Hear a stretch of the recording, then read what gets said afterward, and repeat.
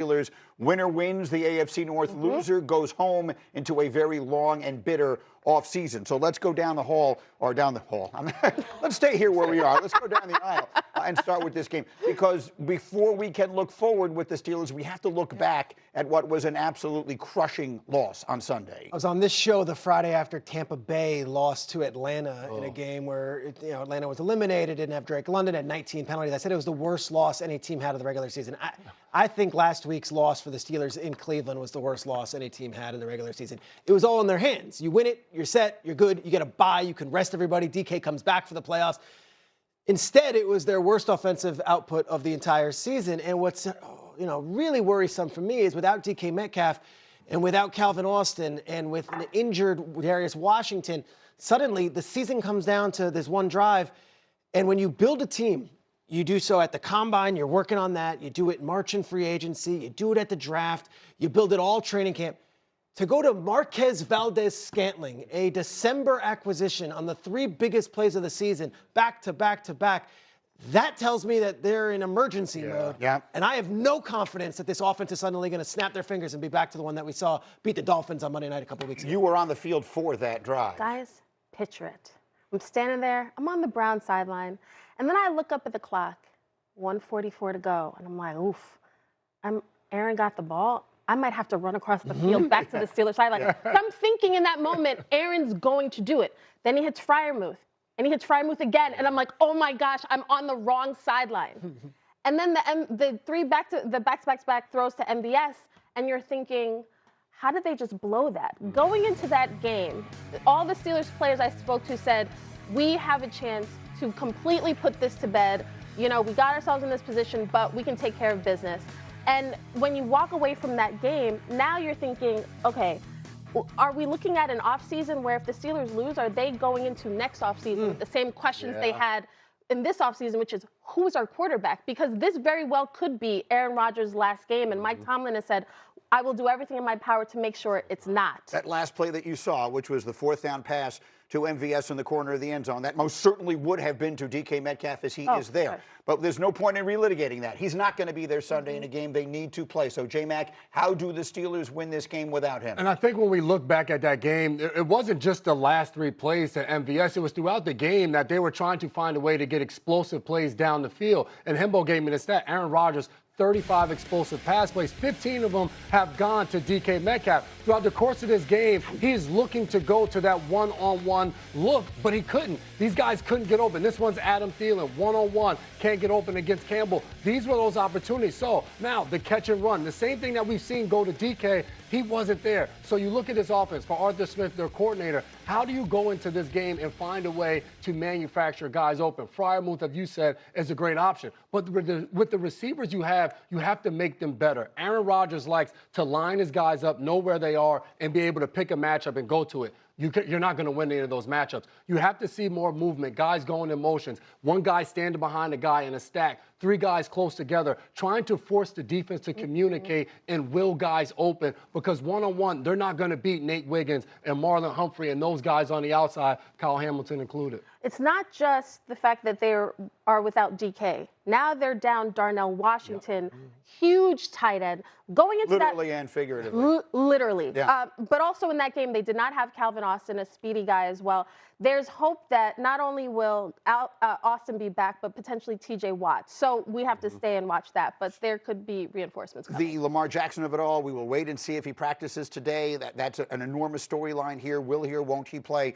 We'll start getting some answers to that as we work our way forward. And then to me, that's the little picture stuff. That's what this game, how it will be decided. To me, the bigger picture here is almost a little more interesting because I think it gets very noisy very quickly around whichever team loses on Sunday night. The 2 longest tenured coaches in the NFL going up against each other in games where these seasons were going in limping into the playoffs. Regardless of the winner, they're going to be underdogs in that wild card round at home.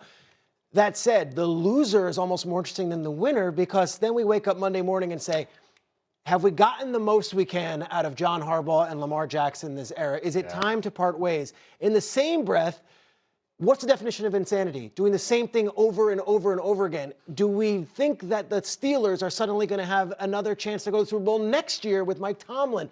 What will be fascinating is the discussions internally with both, because neither one of these coaches are just going to wake up and be told, hey, you're out of work. It's going to be a discussion between the coach and the ownership, whether this is something they want to continue with. And we've had no indication from either side that both of these coaches definitely want to come back next year if they don't make the playoffs. I would add this.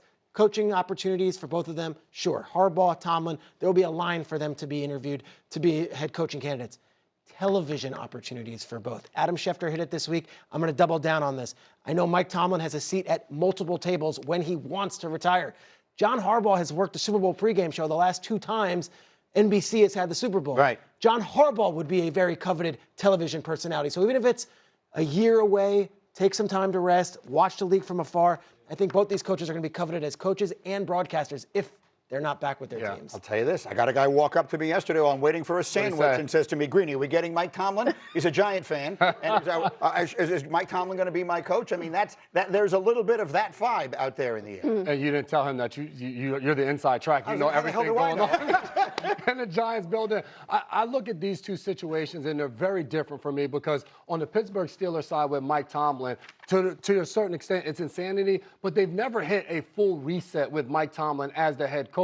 So when you bring Aaron Rodgers in, you go get Jalen Ramsey, that was almost like a last-ditch effort with the veterans on the team, the Cam Haywards, the Watson, those guys. It has to be a complete rebuild. On the other side, for Harbaugh and Lamar Jackson, you have a superstar quarterback. If that's not working, you have to decide, is it possibly quarterback or head coach? That's the issue. The interesting thing with these two coaches is that Tomlin, everybody in league circles feels like he will be in Pittsburgh as long as he wants to be in Pittsburgh. It's his call. In Baltimore, Eric DeCosta, the GM, and John Harbaugh are next door neighbors. Like, I just can't imagine these scenarios where they're having those conversations like this is the end. Every year, the Ravens, after the season, they get together, and it's Bisciotti, and it's DeCosta, and it's Harbaugh, and they talk about all of it, and they do it on a boat. Like, they go on a boat trip, and they discuss it all. It is nice. And they discuss what we're going to do.